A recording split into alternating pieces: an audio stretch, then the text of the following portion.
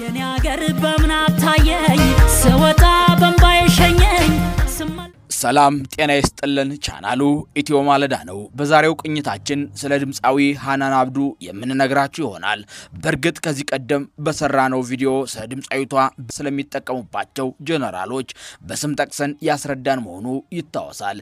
ዛሬ ያንን አናነሳም። ከሰሞኑ በአንዲት ሴት ድምጻዊ ላይ የሰራቸውን ግፍ ከነግብሯ የምንነግራችሁ ይሆናል። እቺ ተጎዳች የምንላት ሴት ድምጻዊ ጉዳቷን እንገልጻለን። በጉዳቷ ከ500 ሺህ በላይ ያወጣችበት ሙዚቃዋ ስራዋ እንዳይደመጥ ከልክላታለች። ከዩቲዩብ እንዲወርድ አድርጋለች።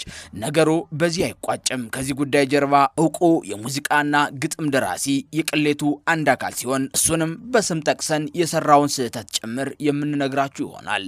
አብራችሁን ቆዩ። ሳብስክራይብ በማድረግ ደግሞ ቤተሰብ ይሁኑ። ስለ ሃናን ከዚህ ቀደም በሰራነው ቪዲዮ ከጀነራሎች ጋር ስላላት ግንኙነትና የመከላከያ የክፍለ ጦር አድማቂ ሆና እዞች ምስረት አባላቸውን ሲያከብሩ ጦር ሲያስመርቁ ክፍለ ጦሮች ያለ ሃናን አይደምቅም የተባለ ይመስል በርካታ ረብጣ ገንዘብ እየተከፈላት ጦሩን በሙዚቃ ስታደምቅ ለጀነራሎች ደግሞ ድምቀት ትሆናለች። ይህ ስራዋም አረብ ሀገር ሰርታ ያላገኘችውን የመኪና ባለቤትና በመሃል ቦሌ የምሽት ቤት ባለቤት እንድትሆንም አድርጓታል። ነገርየውን ነበር ብለን ያወራ ነው። በቅርቡ አለኝ ያለችውን ሀብት ከመኪናዋ ውጭ ባመነችው ፍቅረኛዋ መወሰዱን ሰምተናል። በዚህም ድምጻዊቷ ከፍተኛ ጭንቀት ውስጥ እንድትገባም አድርገዋታል። ታዲያ ነገርየው ከንቅርት ላይ ጀሮ ደግፍ ሆነና በቅርቡ በአልበም ጠብቁኝ ስትል የነበረችው ሃናን ነገርየው ባሰበችው መንገድ አልሄደላት ሲል ለአልበም ያሰበቻቸው ሙዚቃዎች በተናጠል ስሙልኝ ማለት ጀምራለች። ከለቀቀቻቸው ሙዚቃዎች መካከልም አንደኛው ሙዚቃ የሚዲያችን ቀልብ ስቧል። ይህ ሙዚቃዋ የአልበሙ አንድ አካል ሲሆን በቅርቡ ደጎ ሀገር ስትል የለቀቀችው ሙዚቃ ቀኑ ደርሶ ሳይሆን አውዲዮውን ሰርታ ጨርሳ ለቪዲዮ ቀረጻ ሳይበቃ በመሃል ሌላኛዋ ድምጻዊ የአይኔ አበባ ንጉሴ ቪዲዮ እየሰራች እንደሆነ የሰማቸው ሃናን ደነገጠችና የመጀመሪያ ውሳኔ ያደረገችው በላይሬክስ ሙዚቃውን ቀድማ መልቀቅ ነበር። ያችኛዋ ድምጻዊውም ቀረጻዋን ከወሎ ጨርሳ ወደ አዲስ አበባ ስትገባ ሙዚቃው በሃናን በላይሬክስ ተለቋል።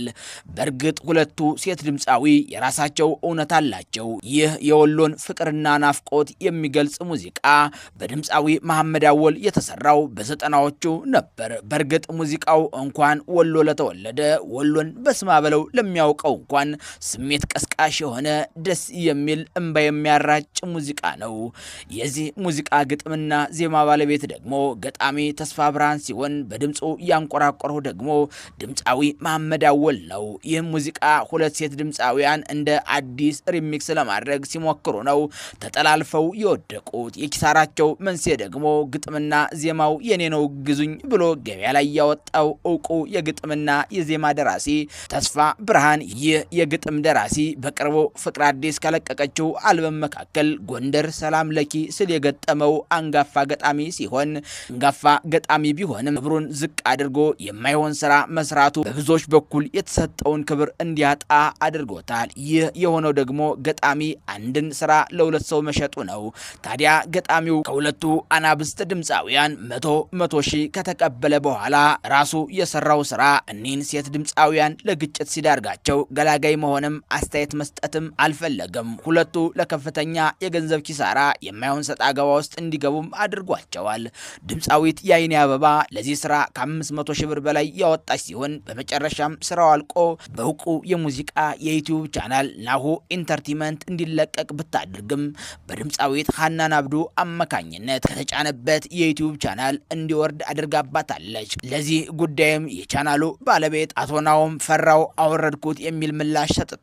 የመረጃ ምንጮቻችን እንደገለጹት ሃናን ይህንን ስራ ለማስወረድና በናሁ ኢንተርቴይንመንት ላይ ጫና ለማሳደር በዙሪያዋ ያሉ የመንግስት ሰዎችን ተጠቅማለች እየተባለም ይገኛል። ታዲያ ተጭኖ በደቂቃዎች ስራዋ የወረደባት ድምጻዊ የአይኔ አበባ ንጉሴ ደግሞ ለ3 ቀናት ስራዋን በሚሞሪ አድርጋ ሌሎች የዩቲዩብ ቻናሎች ብትፈልግም አልሆነም። መጨረሻ አማራጭ ያደረገችው የራሷን ዩቲዩብ ቻናል መክፈት ነው። ከዚያ ከዜሮ ከመጀመር ብላ ከ60 ሺህ በላይ ያለው የዩቲዩብ ቻናል በተሻለ ብር በመግዛት የሰራቸውን ስራ በራሷ ዩቲዩብ ቻናል ናፈኩት የሚል ርዕስ ሰጥታ ለሙዚቃ አፍቃሪያን አድርሳለች። ታዲያ ከዚህ ላይ የሃናን ስህተት ምን ላይ ነው ስንል አንድ ግጥምና ዜማ ለሁለት ሰው የሸጠው ባለቤቱ ተቀምጦ ገና አድጋለው የምትል ድምፃውያን የመንግስትን ሰዎች ተጠቅማ ስራዋን ያበላሸችባት ሲሆን አሁን ባለው የዩቲዩብ እይታ ሃናን በራሷ ዩቲዩብ ቻናል የጫነች ሲሆን በላይሪክስ አርጋ የጫነችው የሃናን አብዱ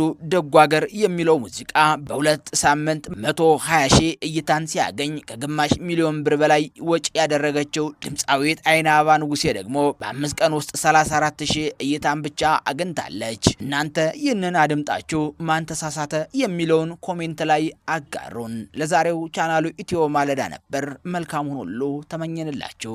ሰመመኑ ባሰኘ ፍቅርህን ባልመው አንድ ወዳጅ መጽናኛ ከወዴት ላግኘው ለስባቸሪ ቆየኝ